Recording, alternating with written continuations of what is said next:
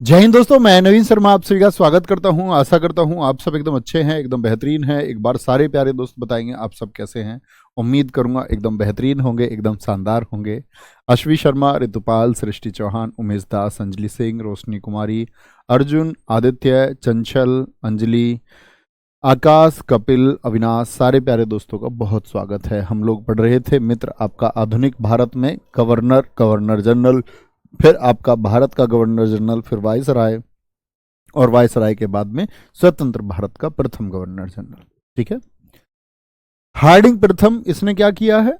नरबली प्रथा को खत्म किया है। एक क्वेश्चन कल का पूछ लेता हूं, मुझे बताओ कि दास प्रथा को किस गवर्नर के समय पर खत्म किया गया था, यानी दास प्रथा किसके समय पर खत्म हुई थी? बोलेंगे एक बार तो क्या बोलेंगे? नरबली प्रथा को समाप्त किया, जो किसमें थी? खोड़ जनजाति में थी। खोड़ जनजाति मध्य भारत से लेकर के गुजरात भारत में निवास करने वाली जाति थी। नरबली का मतलब था कि अपने बच्चों की बलि दे देते थे। आदमियों की, कहते थे कि कोई बीमारी गांव में फैल गई तो आदमी की बलि दे देते थे। किसी ने बता दिया अंधविश्वास में, इस आदमी को मार दो, इस महिला को मार दो तो गांव की हमारी ठीक हो जाएगी। ऐसा चलता था। ठीक है। सारे दोस्तों का स्वागत है, ध्यान देंगे। डलहौजी, डलहौजी भारत में बच्चे जो आपका 1848 से 56 रहा, इसका कार्यकाल इंपोर्टेंट है। इससे बहुत क्वेश्चन पूछा जाता है। डलहौजी से पूछे जाने वाले प्रश्नों में क्या क्या शामिल है? डलहौजी को राज्य हड़प नीति, इसने राज्यों को हड़पा। राज्य हड़प नीति को ही व्यपगत का सिद्धांत यानी हड़पने का सिद्धांत, शांतिपूर्ण विलय की नीति, या फिर डॉक्ट्रिन ऑफ लैप्स। क्या लिखा हुआ है ये? Doctrine of lapse. ये सब क्या था? इसको गोद निषेध नीति भी कहा जाता है। गोद निषेध नीति यानी कि किस राजा के यदि अपनी स्वयं की औलाद नहीं है, यानी स्वयं का पुत्र उन्होंने स्पेसिफाई किया, बोले अगर किसी राजा के स्वयं का बेटा नहीं है तो उसका जो राज्य है वो ब्रिटिश राज के अधीन हो जाएगा। ब्रिटिश राज के अधीन हो जाएगा। इसी को बोलते हैं राज्य की हड़प नीति की। इसने राज्यों को हड़पना शुरू किया। सबसे पहले इसने महाराष्ट्र में 1848 में सतारा को हड़प लिया। ठीक है। जैतपुर और संभल 1849 में हड़पे। उदयपुर को 1852 में। झांसी के लिए प्रयास इसने शुरू किए 1853, और कामयाब हुआ कब? 1854। तो इसको 1853 और 54 दोनों लिखा मिलता है। 53 है तो उसको 54 लिख लेंगे। ठीक है। नागपुर 1854। ये सब किसके द्वारा? डलहौजी के द्वारा मिला लिए गए। डलहौजी ने ये सब क्या कर लिया? हड़प लिया। यानी कि इन राजाओं के अपने बच्चे नहीं थे, राजाओं के अपने बच्चे नहीं थे। डलहौजी क्या करता है? इन सबको हड़प लेता है। आगे आते हैं, यहां देखो ध्यान से। अवध, अब राज्य तो हड़प ही रहा था अगर बच्चा नहीं है, लेकिन एक अवध था। अवध का नवाब था वाजिद अली शाह। अवध में कौन था? वाजिद अली शाह। वाजिद अली शाह। तो जो वाजिद अली शाह है ये अवध का अंतिम नवाब था। ठीक है। सॉरी, अवध का अंतिम नवाब नहीं, 1856 में नवाब था, ये समझ सकते हैं 1857 क्रांति के समय पर।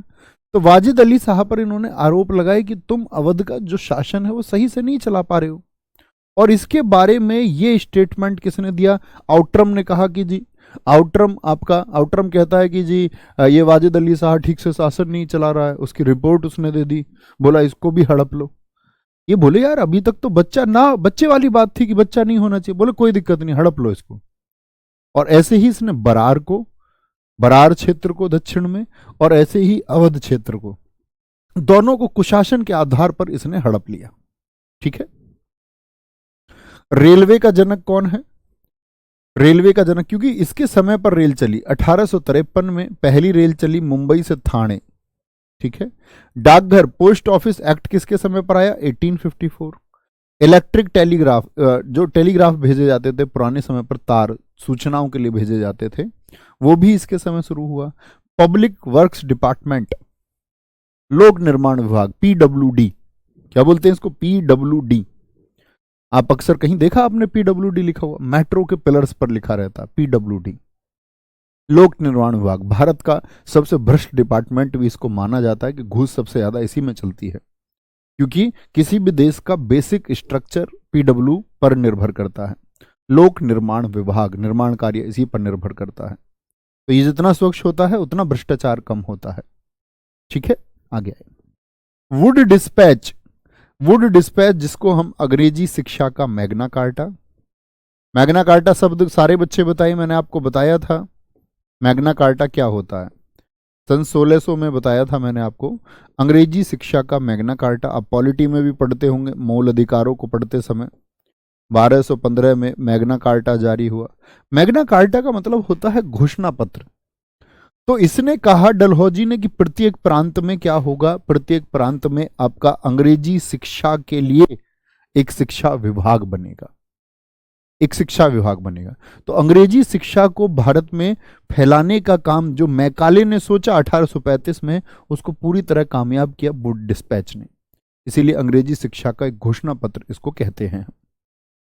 विधवा पुनर्विवाह अधिनियम को ड्राफ्ट किया। ड्राफ्ट का मतलब क्या होता है, मसौदा तैयार करना।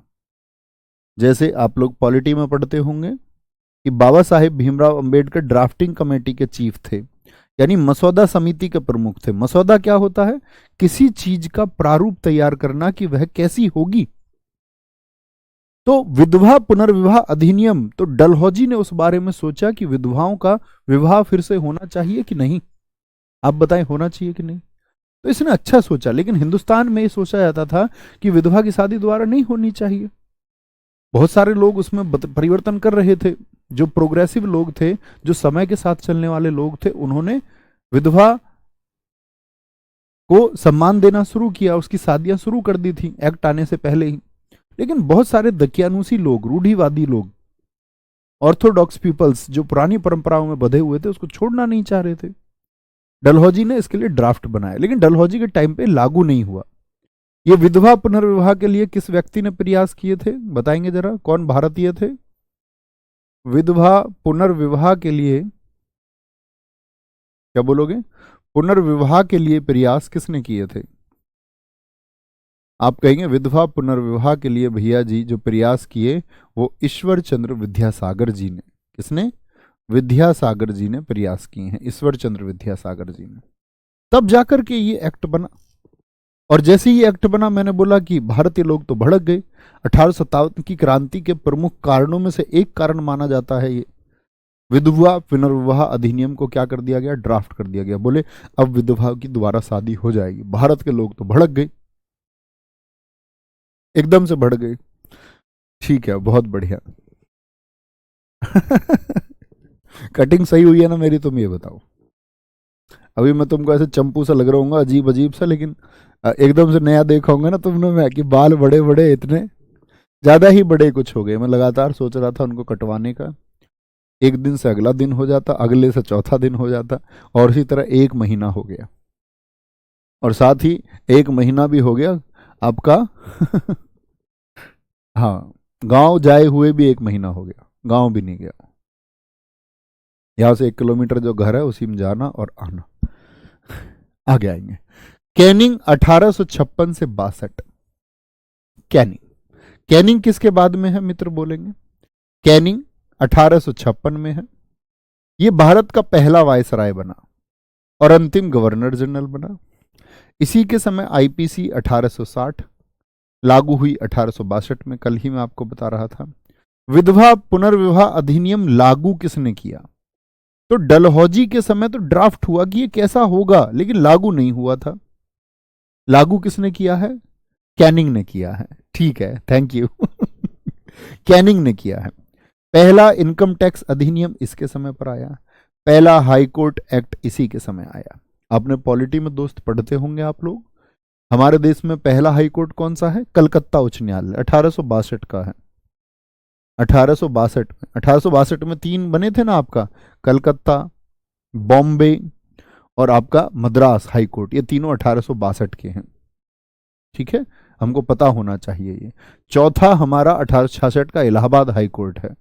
उम्मीद करूंगा आपने पॉलिटी में पढ़ा होगा। तो पहला हाई कोर्ट किसके समय पर? सुप्रीम कोर्ट की बात नहीं कर रहे हैं मित्र, यहां बहुत सारे बच्चे कंफ्यूज हो जाते हैं। वो कहते हैं जी वो तो 1774 में खोला गया कलकत्ता में, तो वो सुप्रीम कोर्ट है जो आप आर्टिकल 124 में पढ़ते हैं। हम बात करें आर्टिकल 214 वाले हाई कोर्ट की, तो क्या बोलेंगे? उच्च न्यायालय अधिनियम कब आया? 1861 में आया। बहुत बढ़िया, बहुत शानदार। आगे आएंगे मेयो। मेयो बोलेंगे, या इसके समय एक चीज और याद रख लो, कैनिंग के समय 1858 में विक्टोरिया ने घोषणा की इलाहाबाद में, 1858 की विक्टोरिया की घोषणा जो इलाहाबाद में उसने की थी, विक्टोरिया महारानी थी, विक्टोरिया की घोषणा क्या की इसने? पूछा जाता है कब की? 1858 में। और जो व्यवगत सिद्धांत था, यानी जो हड़प नीति थी, हड़प नीति ही लिख लीजिए, व्यवगत थोड़ा कठिन शब्द होता है, हड़प नीति आसानी से याद हो जाता है। हड़प नीति को वापस लिया, हड़प नीति को वापस लिया। तो मित्र, कभी मैं आपसे पूछूं 1857 की क्रांति के समय कौन था, तो आप कहेंगे 1857 क्रांति के समय भी कैनिंग था। कैनिंग का शासनकाल भी इंपॉर्टेंट है। यानी 48 से 56 कौन है? डलहौजी है। और 56 से 62 कौन है? 56 से 62 है आपका बच्चे कौन? कैनिंग। ठीक है। मेयो, मेयो आया 1869 से 72। भारतीय सांख्यिकी विभाग की स्थापना इसी के द्वारा की गई। पहली अनियमित जनगणना इसी के समय पर हुई। अनियमित का मतलब फिक्स नहीं थी, निश्चित नहीं थी। पहली नियमित, आप लोग जनगणना के बारे में जानते होंगे, इकोनॉमिक्स में आपने यह पढ़ा है, नहीं पढ़ा है, पढ़ेंगे। प्रत्येक 10 वर्ष में जनगणना की जाती है। अंतिम जनगणना हमारी 15वीं जनगणना जो सन 2011 की थी मित्र, याद है ना वो? ठीक है, आगे याद है मित्र, याद रखना इस बात को। क्या हो गया सर जी? पीछे 1852 लिख गया था, कहाँ 1852 हो गया? विधवा पुनर्विवाह अधिनियम, ये 1852 होगा? नहीं मित्र, 56 है। अगले 56 इसीलिए क्योंकि किसका काल खत्म हो रहा था? डलहौजी का। और काल शुरू हो रहा था आपका किसका? कैनिंग का। ठीक है पगलू बच्चू, आगे आए, इनको ब्लॉक कर दो, हाँ इन वालों को, यही आगे आएंगे। मेयो, पहली प्रायोगिक अनियमित जनगणना 1872 में हुई, 1872 में। इसका मतलब है कि भैया ये क्या हर 10 साल में होती थी? नहीं। नियमित किसके समय पर शुरू हुई आपका बोलेंगे? लिटन के समय या रिपन के समय? रिपन के समय। ठीक है, तो 1869 से 72 भारतीय सांख्यिकी विभाग की स्थापना और पहली नियमित जनगणना। इससे एक व्यक्ति चिढ़ गया, शेर अली। शेर अली ने एक बार क्या किया, मेयो को जब ये अंडमान में घूम रहा था, अंडमान और निकोबार में चाकू मार दिया। अभी एमटीएस में पूछा, चाकू मार दिया। चाकू क्या मार दिया? जान से ही मार दिया। तो मेयो की हत्या कहां पर कर दी गई? भारत में। मेयो की हत्या भारत में कर दी गई। ठीक है। लिटन आया, लिटन खतरनाक आदमी है भारत में। अगर बात करें सारे में, जैसे करजन बदनाम है उसी तरह लिटन भी बदनाम है, और इसने काम भी गलत किए।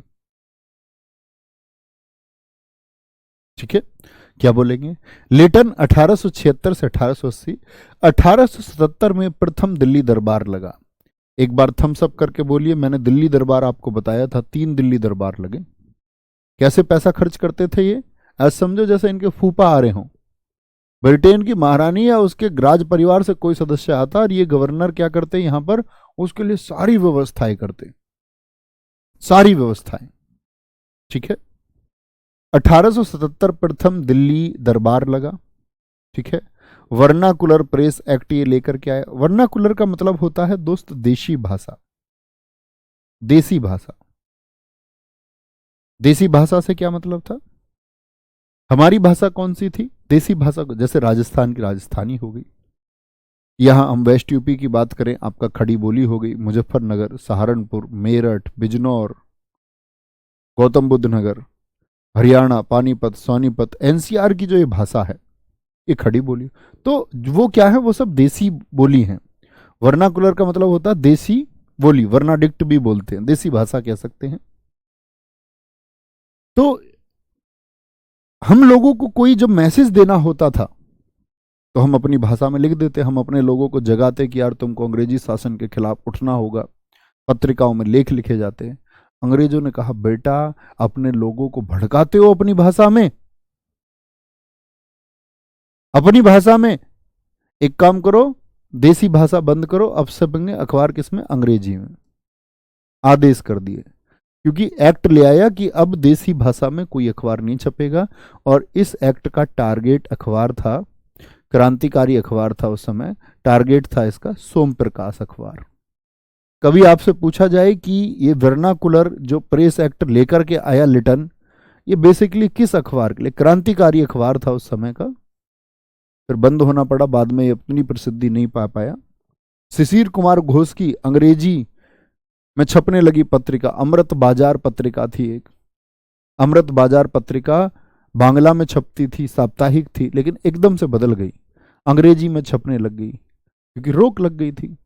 अब अंग्रेजी में पढ़ेंगे तो बहुत सारे लोग तो नहीं पढ़ पाएंगे ना, जो शिक्षित होगा वही पढ़ पाएगा। तो भारत के विचारों को रोकने का प्रयास किया गया, ठीक है, प्रयास किया गया। लिटन ने और क्या किया, भारतीय शस्त्र अधिनियम लेकर के आया। बोला अब भारतीय अपनी मर्जी से शस्त्र नहीं रख पाएंगे। लाइसेंस समझते हो ना, बहुत सारे लोग रिवॉल्वर का, पिस्टल का, बंदूक का लाइसेंस बनवाए रखते हैं। तो पहले हथियार होते थे, लेकिन ये एक्ट लेकर के आया कि अब हथियार नहीं रखोगे। भारतीय शस्त्र अधिनियम 1858 से ही विचाराधीन था। 1857 की क्रांति के बाद से ही इस पर रिपोर्ट आनी शुरू हो गई थी कि कहीं भविष्य में भारतीय फिर से इकट्ठा होकर ना लड़ने लग जाएं, और इस बार बंदूकों से ना लड़ने लग जाएं। पहले तो लाठी वाठियों से ही लड़े 1857 में, तो तभी इन्होंने हमारे नाक को चने चबा दिए। ठीक है, आगे आएंगे। भैया एनसीआर के बारे में बता दीजिए क्या कैसे होता है। स्वीटी सिंह बच्चा, दिल्ली के एकदम मध्य से 100 किलोमीटर आसपास का सर्कल खींच दे तो यही एनसीआर है। सेंट्रल दिल्ली से आसपास का 100 किलोमीटर का जो एरिया है वो एनसीआर है, जिसको हम नॉन कैपिटल क्या बोलते, sorry, national capital region, national capital region यानी कि राष्ट्रीय राजधानी क्षेत्र कहते हैं। ठीक है, 1991 का घोषित है, 1993 में पूर्णतः कार्य करने लग गया था।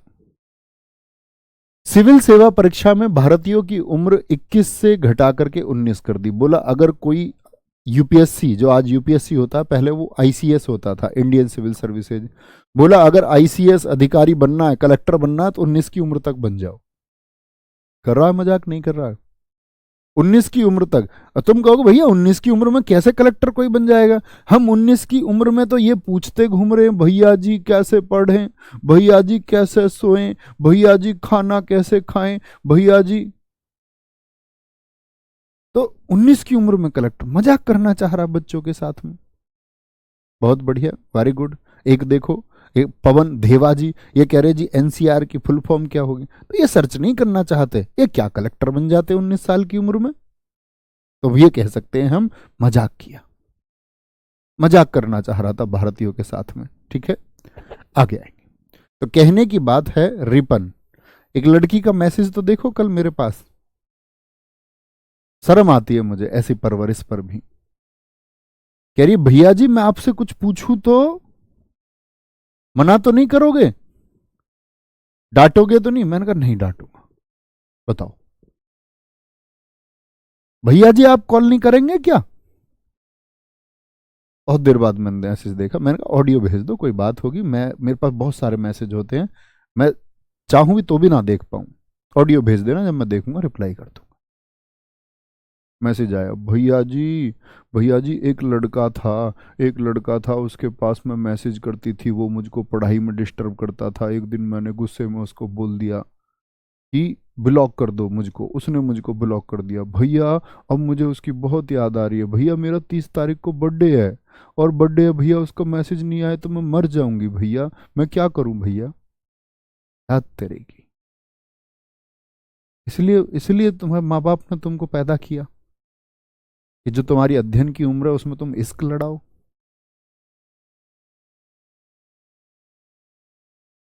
तो वो कह रहा है कि 19 की उम्र में अधिकारी बन जाओ, लोग बनते हैं। तो मजाक कर रहा, कहने की बात यह है, क्योंकि बच्चे तो भटके हुए हैं। रिपन, कारखाना अधिनियम लेकर के आया। कारखाना अधिनियम में क्या था कि जो आपके मजदूर बच्चे हैं, यानी बच्चे को इसने कहा 14 से कम के बच्चे के लिए यहाँ पर तुम काम नहीं करवाओगे, और 14 से कम से काम कराते हो तो बहुत हल्का कार्य होना चाहिए, बहुत हल्का। प्रथम नियमित जनगणना कब हुई है? 1881 में। इसके बाद में हर 10 साल में जनगणना होती है। कब होती है? हर 10 वर्ष में। बेटा पहला फोकस आपका आपकी सफलता के लिए होना चाहिए। इस दुनिया की हर चीज को इग्नोर कर दो तुम, हर एक चीज को जो तुम्हारी सफलता के आड़े आती हो, क्योंकि अगर तुम सफल नहीं हुए ना तो दुनिया के और लोगों की तो बात छोड़ो, स्वयं स्वयं आपके परिवार के, आपके ब्लड रिलेशन वाले, रक्त संबंधी आपकी एक तुच्छ तिनके के बराबर कीमत नहीं करेंगे। ये एक सार्वभौमिक यूनिवर्सल ट्रुथ है और ये कड़वा सत्य है, इस बात को स्वीकार कर लो। इग्नोर एवरीथिंग, इग्नोर एवरीबॉडी, सब कुछ नकार दो जो तुमको लगता हो कि तुम्हारी सफलता के आड़े आता है, क्योंकि एक ना एक दिन तो वो छोड़ ही जाना है अगर तुम असफल रह गए तो। ये बात तय है, ये प्रकृति का नियम है, इसको छाप के लिख लो। कोई दिक्कत? पहली नियमित जनगणना किसके टाइम पर हुई है? रिपन के टाइम पर हुई। मतलब रिपन ने अच्छे काम किए।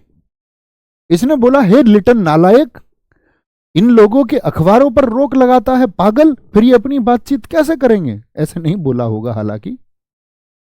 तो वर्नाकुलर प्रेस एक्ट इसने खत्म कर दिया। कब खत्म हुआ? 1882 में।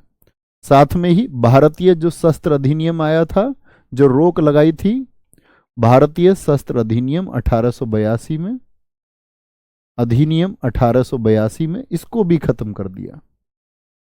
बोला ये हथियार भी रख सकते हैं, लोगों को सुरक्षा आदि के लिए जरूरी है, तुम क्यों मना करते हो?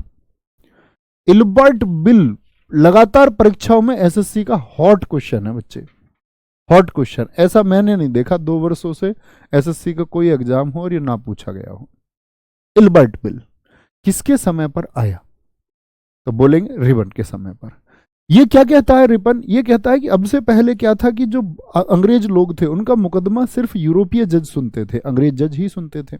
इसने कहा कि भारतीय जज अंग्रेजों का मुकदमा अब सुन सकेंगे और फैसले भी दे सकेंगे, फैसले भी दे सकेंगे। ठीक है। स्थानीय स्वशासन का जनक इसको कहते हैं। स्थानीय शासन मतलब लोकल जो बॉडीज होती हैं, जैसे हम बात करते हैं आपका ग्राम स्तर पर हो गया ग्राम प्रधान, फिर आपका ब्लॉक स्तर पर होता है, खंड स्तर पर, फिर जिला स्तर पर। तो स्थानीय स्वशासन को इसने शुरू किया। हंटर कमीशन ये शिक्षा से संबंधित है। हंटर कमीशन का संबंध किससे है? शिक्षा से। ठीक है। ये किसके समय पर शुरू हुआ? ये शुरू होता है भैया हमारा किसके समय पर? क्या बोलोगे? आपका सारा का सारा रिपन के समय। फिर आता है आपका डफरिन।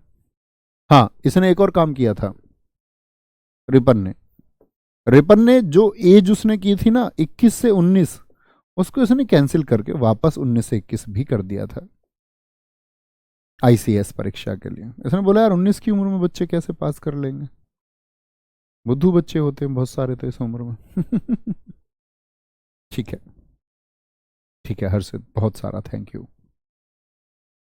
चलो एक बार भैया इनके नाम के आगे लॉर्ड लगा सकता हूं क्या मैं? बेटा तुम इनके नाम के आगे हमारे से श्री श्री 15 लाख बार लगा लो, तुम्हारे लिए कुछ किया हो इन्होंने तो बिल्कुल लगाओ, सम्मान झलकता हो तो। मेरे से तुम डफरिन का एक फोटो लेके और अपने गांव के गेट पर लगवा दो, घर में लगवा लो एक फोटो, पेंटिंग लगा लो। मैं नहीं लगाऊंगा, मैं नहीं लगाऊंगा मित्र। मुझे इनमें लुटेरों के अलावा कुछ नहीं दिखता। इन्होंने बोला अच्छा भैया अंग्रेज ना होते तो हमारे देश का विकास ना होता। रेल लाइन नहीं दी इन्होंने हमें। रेल लाइन भैया इसमें तुमने तुम्हारे चाचा को बैठ के चलने के लिए इन्होंने रेल नहीं बनाई थी, भारत से सामान ढोने के लिए, भारत का कच्चा माल यहां से ढोने के लिए रेल चलाई थी इन्होंने। डाक तार इन्होंने अपनी सूचनाएं भेजने के लिए चलाया है। भैया विधवाओं की शादी तो इन्होंने करवाई है, तो समाज में अच्छा मैसेज दिया, कुछ अच्छे काम भी हैं। लेकिन डलहौजी की खोपड़ी में नहीं आ गई, हमारे ईश्वर चंद्र विद्यासागर इसके लिए लड़े। तो तुम हमारे से इनको जो उपाधि देना चाहो वो दो। मेरी नजर में ये सिर्फ लुटेरे हैं, ऐसे व्यापारी जो व्यापार की दृष्टि से आए और दब के जम के लूटा, जम के जितना लूटा जा सकता था उतना लूटा। कॉलेज बनवाए तो अपनी शिक्षा थोपने के लिए बनवाए। अगर मैं बोलूं विकास का काम 5% हुआ तो लूट का काम 95% हुआ। मेरी नजर में बच्चे ये भगवान नहीं है, मैं क्यों लॉर्ड लिख दूं इनको, है? आगे आएंगे, कोई बोलेंगे। डफरिन के समय कांग्रेस का गठन हुआ, ये तो हम बात कर ही चुके थे। लैशडाउन के समय दूसरा कारखाना अधिनियम आया। डूरंड लाइन, डूरंड आयोग, यानी 1893 में डूरंड लाइन खींची गई। डूरंड लाइन किस किस के बीच है, आपने ज्योग्राफी पढ़ा होगा, इंडिया और अफगानिस्तान के बीच में। बच्चे जो अखंड भारत था, मैंने आपको बताया था अखंड भारत के कितने हिस्से हुए हैं। 1893 पहला हिस्सा अफगानिस्तान, 1935 के द्वारा अधिनियम के द्वारा 1937 म्यांमार भारत का हिस्सा था। 1947 पश्चिमी पाकिस्तान, 1971 पूर्वी पाकिस्तान को बना दिया गया बांग्लादेश। ये सब किसके हिस्से हैं? ये भारत के। और इससे पहले तो ना जाने कितने विभाजन हुए, ये तो अंग्रेजों के समय के हैं। भारत को किसने बांटा? हिंदू मुसलमान का बीज किसने बोया? अंग्रेजों ने बोया, अंग्रेजों ने बोया। इस भारत में सब लोग, सारे धर्म पहले संभाव से रहते थे। बंगाल विभाजन जैसी चीजें, मुस्लिम लीग जैसी चीजें पैदा कर देना, भारत में भारतीय मुसलमान और भारतीय हिंदुओं के बीच की खाई बढ़ा देना, ये अंग्रेजों ने किया। तो तुम्हारे लिए लॉर्ड होंगे, हमारे लिए नहीं है। बीज बोगे हमारे लिए तो, ठीक है। डूरंड लाइन खींची गई, करजन। और फिर कोई करता है तो फिर तुम नेहरू जी क्यों नहीं पूछते भाई? नेहरू जी के समय भी तो काम हुए, देश में आईआईटी आईआईएम बने। इतने टेक्निकल प्रधानमंत्री, आजादी के बाद ये कहा कि ये देश डूब जाएगा, सरवाइव नहीं कर पाएगा। तब उन्होंने 5 ईयर प्लान चला करके देश को विकसित किया। फिर कमियां क्यों ढूंढते हो? मतलब अंग्रेजों के नाम के आगे लॉर्ड लगाने को तैयार हो, नेहरू जी के नाम के आगे लॉर्ड नहीं लगाओगे। वाह रे मेरे देश के नागरिक, क्या खूब तुमने पढ़ाई की है। अरे जी उन्होंने भारत को रेल नहीं दी तो क्या नेहरू जी ने कुछ नहीं दिया? क्या नेहरू जी के नाम का कभी लॉर्ड लगाया? देश के किसी प्रधानमंत्री, हर प्रधानमंत्री ने अपने कार्यकाल में विकास कार्य किए, उनके नाम के आगे तो आपने कभी लॉर्ड नहीं लगाया। लाल बहादुर शास्त्री जी के नाम के आगे तो लॉर्ड नहीं लगाया। अटल बिहारी वाजपेयी जी के नाम के आगे तो लॉर्ड आपने नहीं लगाया। चौधरी चरण सिंह जी के नाम के आगे तो, उनको तो चौधरी बोल रहे हैं, उनके नाम के आगे तो लॉर्ड नहीं लगा रहे हैं आप। अपने लोगों पर गर्व करना सीखो थोड़ा। क्या विदेशियों को किताबों में लिखा आता रहा, हमारी किताबों में लिखता है, पब्लिकेशन छाप के दे देता, पीछे से इधर कॉपी पेस्ट। कितनी बार बोल लिया, न जाने कितनी बार, लेकिन रह ही जाता है। ठीक है, कोई दिक्कत? एक बच्चे ने पूछा है जी, फ्लोरेंस नाइटिंगेल ने किसे भारतीय, बच्चा जो अच्छे काम कर रहा था, रिपन अच्छे काम कर रहा था, इसीलिए फ्लोरेंस नाइटिंगेल ने उनको कहा भारतीय समाज का उद्धारक। आगे आएंगे, बंगाल विभाजन 1905 में, इसको लॉर्ड कह दे हम, है?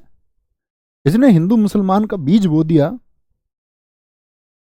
बंगाल विभाजन 1905 में हुआ, मैं आपको बता ही चुका, बंगाल विभाजन हम पढ़ेंगे भी।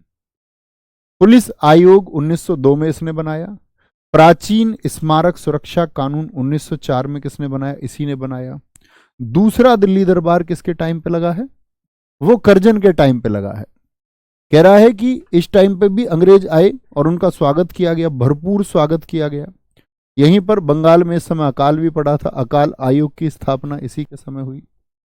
अकाल आयोग 1899 में हुआ स्थापित, और इसका जो अध्यक्ष बनाया था वो बनाया था मैकडोनाल्ड को।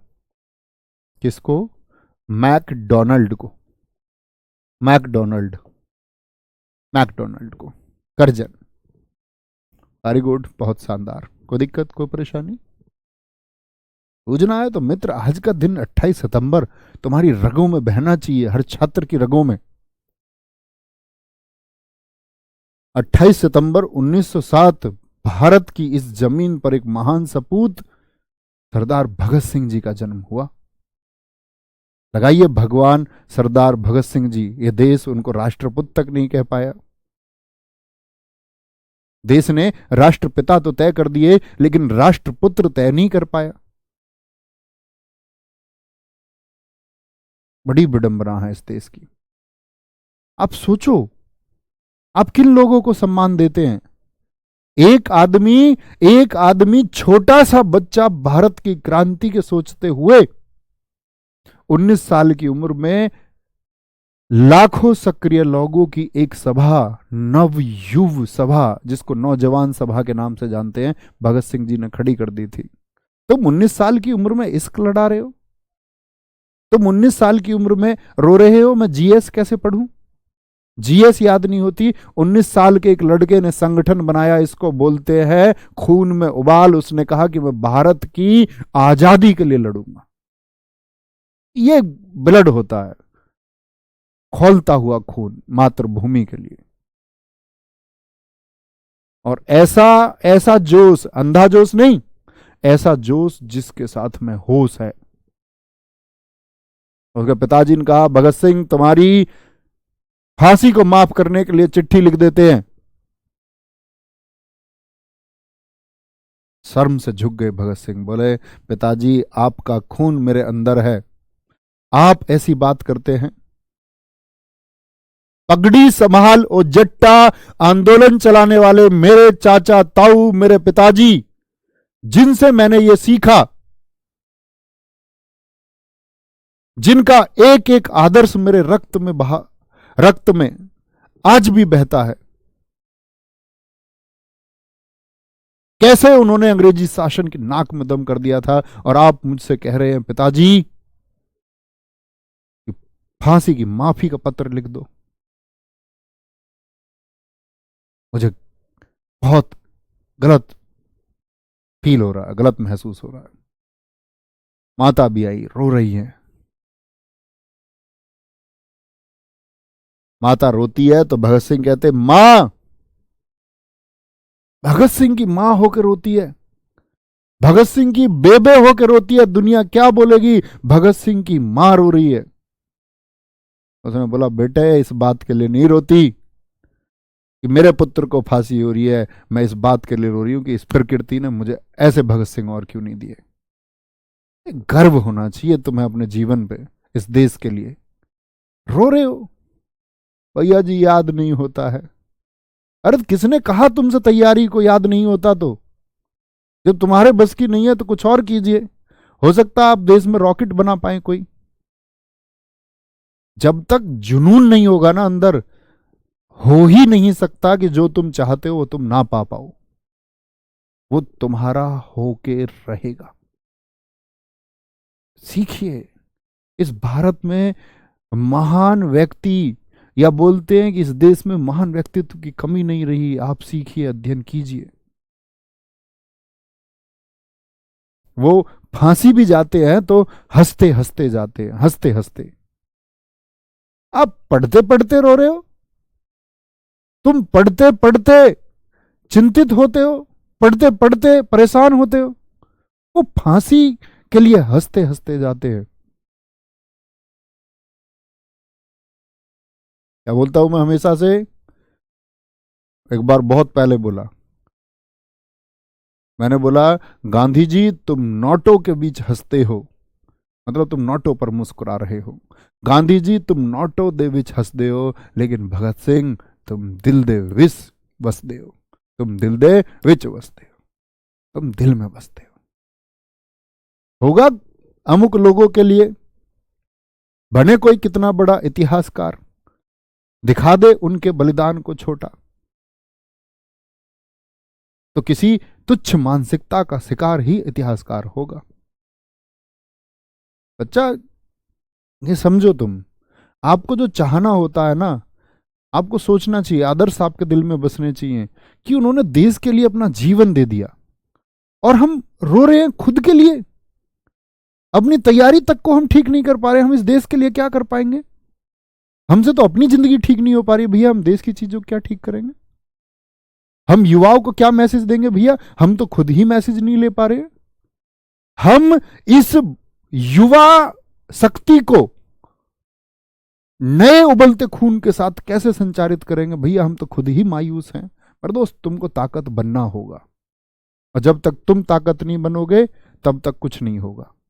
तब तक आपकी अपनी निजी परेशानियां आप खत्म नहीं कर पाएंगे, और बाकी सर्वहित की, सर्वमानस की तो बात ही आप छोड़ दीजिए। फिर ख्याल देखने आप छोड़ दीजिए कि आप एक दिन नायक बनेंगे। आप तो खलनायक हैं। आप स्वयं अपना ही विकास नहीं कर पा रहे, आप अंदर से खुद ही ये महसूस नहीं कर पा रहे। कल एक बच्चा मिला मुझे यहां, रेवाड़ी का बच्चा, उसने कॉपी सामने रख के ये बोला, गुरुजी जो कुछ तुमने पढ़ाया है ना वो पूछ के देख लो। बोला कंप्यूटर में पढ़ाया हो, इतिहास में, मैंने तुम्हारी सारी क्लास ढूंढी और सारी पढ़ी है। मैंने कहा भाई कितने दिन से तैयारी कर रहे हो? कह रहा 3.5 महीने से। दिल्ली पुलिस मॉक में स्कोर, कह रहा जी 65 से कम नहीं आया। दिखा के गया सब कुछ। बोला जी मुझे कोई मोटिवेशन की जरूरत नहीं है, ना मैं ये सोचता मुझ पे कुछ नहीं आता, ना मैं किसी से पूछता, मुझे पता पढ़ना ही होगा। क्रांतिकारियों वाली भावना होती है कि करना ही होगा, तभी होगा। आगे आएंगे। मिनटों सेकंड है 1905 से 1910। तो दिक्कत, मुस्लिम लीग 1906 का गठन इसके समय पर हुआ। कांग्रेस में फूट पड़ी थी। बोलेंगे कौन अध्यक्ष था जब कांग्रेस में फूट पड़ी थी? बोले एक बार। सूरत अधिवेशन। 1909 में मॉर्ले मिंटो अधिनियम आया, ये आप पॉलिटी में पढ़ेंगे। नेक्स्ट, हार्डिंग सेकंड 1910 से 16, इसका कार्यकाल बहुत इंपॉर्टेंट है। तीसरा दिल्ली दरबार लगा, ठीक है। गांधी जी वापस भारत आए, कब आए थे? 9 जनवरी। गांधी युग में मैं आपको पढ़ाऊंगा, अभी बस घटनाएं जान लीजिए। होम रूल लीग अभी हम पढ़ेंगे, 1916 का है home rule league. Gandhi ji Bharat आए थे 9 जनवरी 1915। ये गांधी युग में हम पढ़ेंगे, एक कक्षा में सारा पढ़ेंगे। होम रूल लीग भारत को स्वेच्छा आजादी दिलाने के लिए, ये आपका एनी बेसेंट और तिलक जी के प्रयास हैं। बीएचयू की स्थापना 1916 में हुई, मदन मोहन मालवीय जी के प्रयासों से। गंगा सिंह जी ने चंदा दिया। मदन मोहन मालवीय, पंडित मदन मोहन मालवीय थे जो पूरे देश में चंदा मांगने के लिए घूमे घर घर। एक यूनिवर्सिटी बनाई। ये लोग पूजनीय हैं, लोगों से चंदा मांग रहे हैं कि एक यूनिवर्सिटी बन सके, बनारस हिंदू यूनिवर्सिटी, और लोगों के लिए काम करे, आगे चल के शिक्षा का काम करे। आगे चैम्सफोर्ड। लखनऊ पैक्ट किसको बोलते हैं? जब नरम दल गरम दल एक हो गए थे, याद है मित्र? कांग्रेस में मैंने आपको बताया नरम दल के साथ में गरम दल, गरम दल और साथ में आपका क्या बोलेंगे, नरम दल गरम दल। नहीं, मैंने पैक्ट में पढ़ाया था, आपको नहीं पढ़ाया ना अभी कांग्रेस? अभी पढ़ेंगे हम, अभी हम पढ़ेंगे, है ना। मुस्लिम लीग। खिलाफत आंदोलन 1919 से 1924 हुआ, ठीक है। खिलाफत आंदोलन, खिलाफत आंदोलन क्या था ये भी हम गांधी युग में ही पढ़ेंगे। अभी सिर्फ याद करना है कि समय, इनका कार्यकाल याद रखो। चैम्सफोर्ड कब से कब तक है? 16 से 21, 16 से 21, ठीक है। खिलाफत आंदोलन, ये देश में तुर्की में एक खलीफा था। तुर्की में मैंने बताया आपको खलीफा कि इस्लाम जगत का उसको सर्वोच्च पद माना जाता था। तो अंग्रेजों ने क्या किया, खलीफा पद को हटाने की साजिश कर ली, और 1924 में तुर्की के मुस्तफा कमाल पाशा ने एक कमाल करके भी दिखाया, उसने खलीफा पद को ही खत्म कर दिया। तो जब तुर्की के खलीफा के पक्ष में समर्थन हो रहा था कि नहीं खलीफा को रहने दो, खलीफा, तो भारत के मुसलमान भी इधर ये चिल्लाने लगे कि हम तुर्की के खलीफा के पास में हैं, साथ में हैं। भारत के मुसलमानों का कोई लेना देना नहीं था, तुर्की के खलीफा ने उनके लिए कुछ ना किया ना दिया, वह ऐसे ही चिल्लाने लग गए। क्योंकि असहयोग आंदोलन का समय था, तो गांधी जी ने भी देखा यार असहयोग आंदोलन में हमको मुसलमानों की आवश्यकता होगी, तो गांधी जी भी साथ हो लिए खिलाफत आंदोलन में। जबकि उसका इस भारत की भूमि से कोई लेना देना नहीं था, भारत की आजादी से उसका कोई लेना देना नहीं था। तो वो खिलाफत जैसे ही, लेकिन वहां पर खलीफा पद खत्म हुआ तो भारत का यहां पर आंदोलन भी खत्म हो गया। 1924 में 5 साल चला था। असहयोग आंदोलन भी इसी समय चल रहा था। क्या बोलोगे? असहयोग आंदोलन 1 अगस्त 1920 पढ़ाऊंगा। रॉलेट एक्ट पढ़ाऊंगा। काला कानून, बिना अपील, बिना वकील, बिना दलील कानून किसके समय पर आया? जलियांवाला बाग हत्याकांड जब हुआ आपका, सरदार भगत सिंह भी मैं आपको पढ़ाऊंगा, तब फील करना, महसूस करना। चंपारण सत्याग्रह चैम्सफोर्ड के समय पर।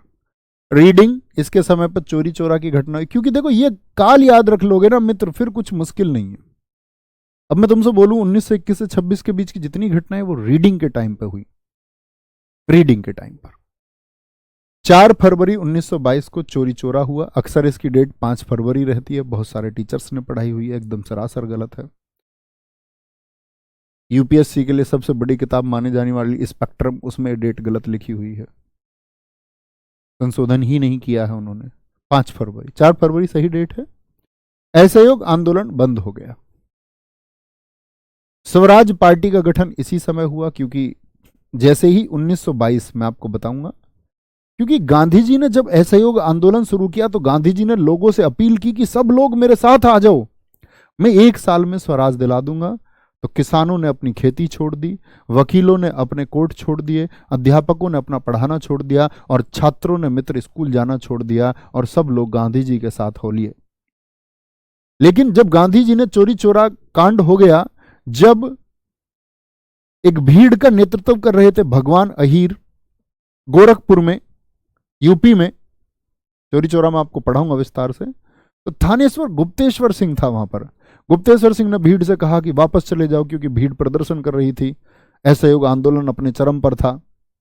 भीड़ कह रही थी कि विदेशी सामान हम नहीं खरीदेंगे, विदेशी वस्तुओं की बिक्री बंद करो।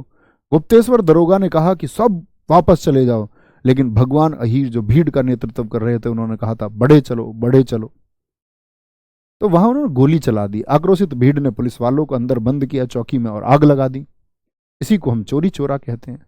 तो गांधी जी ने चोरी चोरा के तुरंत बाद में क्या किया? असहयोग को वापस ले लिया।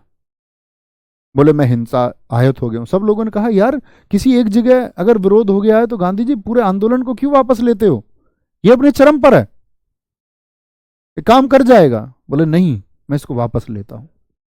उन्होंने कहा यार एक बात तो बताओ, कश्मीर के किसी गांव में किसी व्यक्ति से अगर कोई अपराध हो गया तो उसकी सजा कन्याकुमारी के गांव के लोगों को थोड़ी दोगे। उनका नहीं, मैं इसको वापस लेता हूं। मतलब कोई सलाह मशवरा ही नहीं किया गया, तो लोग गांधी जी के खिलाफ हो गए। स्टूडेंट सारे गांधी जी के खिलाफ हो गए। उन्होंने अपना एक संगठन बनाया, HRA, हिंदुस्तान रिपब्लिकन एसोसिएशन। उसी से पंडित राम प्रसाद बिस्मिल, अशफाक उल्ला खां, सचिंद्र सान्याल, भगत सिंह, चंद्रशेखर आजाद, ये सारे युवा क्रांतिकारी जो थे, ये सब HRA से जुड़ गए, हिंदुस्तान रिपब्लिकन एसोसिएशन। और जितने भी वरिष्ठ लोग थे उन सब ने नई पार्टी बनाने का, एक पार्टी में कांग्रेस में फूट डली, उसी को हम स्वराज पार्टी कहते हैं। स्वराज पार्टी कब बनी है? जी मैंग सचान। स्वराज पार्टी का गठन 1923 में हुआ। किस किस ने किया? मोतीलाल नेहरू और चित्तरंजन दास। मेरी बात सुन भी रहे हो आप, मैं क्या बोल रहा हूं? कमजोर नहीं होना है बच्चे, मेरी बात समझ में आ रही है? विश्वास रखना है, रिसर्च करनी है, रिसर्च से व्यक्ति बेहतरीन होता है।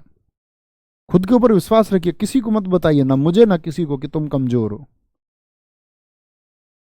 प्रदर्शन करना ही नहीं है कमजोरी का, प्रदर्शन करना है अपने साहस का। साहसी बनिए और हर कुछ सीख सकते हैं। प्रॉमिस करो आज के बाद कोई नहीं बोलेगा जी मुझे याद नहीं होता। जो याद करते हैं बेटा, उनका दिमाग कोई स्पेशल नहीं है, परिश्रम और अभ्यास। ठीक है। HRA हम पढ़ेंगे। HRA का गठन हुआ 1924 में, सचिंद्र सान्याल ने किया था, कानपुर में, हम पढ़ेंगे। काकोरी एक्शन, काकोरी कांड नहीं, अब इसका नाम बदल के क्या कर दिया गया है? काकोरी एक्शन। इन्होंने बोला कोई कांड वांड नहीं है, ये हमारे लोगों ने, भारत के लोगों ने भारतीयों के लिए किया है। काकोरी एक्शन 9 अगस्त 1925 को हुआ। इसकी डेट बहुत पूछी जाती है, इंपॉर्टेंट है। ये रीडिंग के समय की घटनाएं हैं। इरविन के समय सविनय अवज्ञा आंदोलन 1930 से 34। मैं आपसे पूछूंगा जब सविनय अवज्ञा आंदोलन पढ़ाऊंगा तो किसके समय पर हुआ था? इरविन। 31 में एरविन है, 26 से 31। साइमन कमीशन भारत आया, ये हम पढ़ेंगे। लाला लाजपत राय जी ने किस प्रकार इसका विरोध किया, उनकी जान गई जब उन्होंने स्टेटमेंट दिया, मेरे सिर पर लाठी का एक एक प्रहार अंग्रेजी शासन के ताबूत की कील बन के उभरेगा। प्रथम गोलमेज सम्मेलन 1930 में हुआ। क्या था गोलमेज सम्मेलन, हम बताएंगे। सर HRA क्या है बेटा, अभी बताया था, हिंदुस्तान रिपब्लिकन एसोसिएशन। ये भी तो बोला मैंने, पढ़ेंगे अभी। क्यों दिमाग लगा रहे हो फालतू का अपना कमेंट सेक्शन में बेटा? जब बोला ये सब, अभी ये पढ़ना है कि ये घटनाएं किसके समय हुई हैं, इरविन के समय हुई हैं। इन घटनाओं में क्या हुआ ये हम अगली कक्षाओं में जानेंगे, ठीक है? क्योंकि अभी ये सिलेबस नहीं, अभी सिलेबस ये है। साइमन कमीशन जानेंगे, कैसे आया था, मुंबई आया, लाहौर कब पहुंचा, इसके लिए क्या स्टेटमेंट दिए गए, गोलमेज सम्मेलनों में क्या होता था, ये सब बातें करेंगे। इरविन, वेलिंगटन 1931 से 36, सेकंड गोलमेज और थर्ड मेज इसके समय पर हुए, क्योंकि सेकंड हुआ था 1931 में और तीसरा हुआ था 1932 में, पहला हुआ था 1930 में। भारत शासन अधिनियम 1935 आया। आप लोग पॉलिटी में पढ़ते होंगे, भारत के संविधान का आधार मैक्सिमम चीजें कहां से ले ली गई हैं, लगभग 290 के करीब अनुच्छेद कहां से ले लिए गए, 395 में से भारत शासन अधिनियम से ले लिए गए, ठीक है? पूना पैक्ट 1932, ये गांधी जी और अंबेडकर जी के मध्य होगा, वो मैं आपको बताऊंगा। अभी आप जानिए, लिलितगो भारत छोड़ो आंदोलन के समय दिल्ली पुलिस, देखिए पहली ही शिफ्ट, जब दिल्ली पुलिस का पेपर हुआ 2020 का 27 नवंबर को, पहली ही शिफ्ट में पूछा गया, भारत छोड़ो आंदोलन के समय कौन भारत का वायसराय था? तो क्या बोलोगे? लिनलिथगो था। यही कहेगा कि सेकंड वर्ल्ड वॉर चल रहा था इस समय, द्वितीय विश्व युद्ध भी इसी समय चल रहा था, 1939 से 45। यही कहेगा सेकंड वर्ल्ड वॉर में इंडियंस हमारे साथ हैं।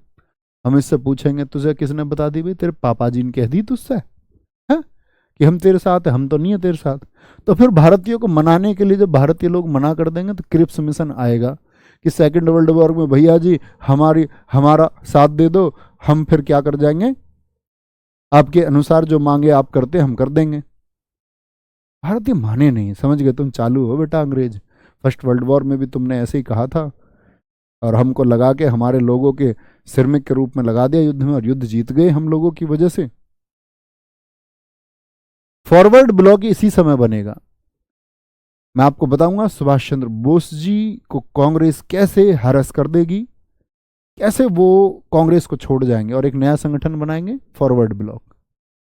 वेविल भारत की आजादी के पहले का सिमला समझौता वेविल के समय पर हुआ, वेविल योजना इसी के समय आएगी। माउंटबेटन स्वतंत्रता के समय है। किसके समय? स्वतंत्रता के समय।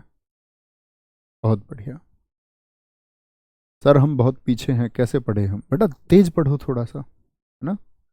किसी ने कहा है कंपटीशन बहुत नहीं है। कौन कहता है कंपटीशन ज्यादा है? आपको पागल बनाया जाता है। अगर जिसने समय से शुरू कर लिया और जो सबसे पहले तेज चल रहा था और उसकी चाल भी ऐसी थी कि कोई उसके नजदीक ना आने पाए और उसका रोज का परिश्रम ऐसा था, उसको खाक कंपटीशन में कोई हराएगा? अब तुम सो के जाग रहे हो, दिल्ली पुलिस से एक वीक पहले तुम दिल्ली पुलिस की तैयारी शुरू कर दोगे। ये तो गलत बात हुई ना, ये तो बेईमानी की बात हुई। अगली बार मौका मिलेगा, कभी ऐसा मत सोचिए कि जी 1.5 महीने की तैयारी कर रहा हूं और सिलेक्शन ले लो, ये तो बेईमानी हुई। इससे सिर्फ निराशा मिलेगी मित्र। प्रयास करते रहिए, नौकरी मिलती रहेंगी, ठीक है? जरूर मिलेंगी, आगे आएंगे। बहुत बढ़िया, very good very good very good, सही है रविराज जी, बहुत धन्यवाद। भैया मैं तो गवर्नर्स के आगे डॉग लगाता हूँ, ये भी मैंने ही सिखाया था तुमको। चलो मत लगाया करो, लेकिन लॉर्ड मत लगाओ। लॉर्ड का मतलब भगवान होता है, ईश्वर वो होते हैं बच्चे जो कुछ नहीं चाहते, ईश्वर वो हैं, ठीक है? तो मिलते हैं कल, आपका ध्यान रखेंगे। कल मिलते हैं बच्चे, इन्हीं घटनाओं को हम क्रम से पढ़ेंगे। हम अब सीख भी गए हैं कि कौन कौन सी घटनाएं हैं। एक दिन में हम इन 10-10 12-12 घटनाओं को लगभग पढ़ लेंगे, है ना? और आधुनिक इतिहास आपका ऐसे मान लो कि लगभग एक वीक में कवर सा हो जाएगा, लगभग कवर हो जाएगा। फिर उसके बाद स्टैटिक है। ठीक है, ख्याल रखिएगा। जय हिंद, जय भारत, जय मां सरस्वती। Thank you.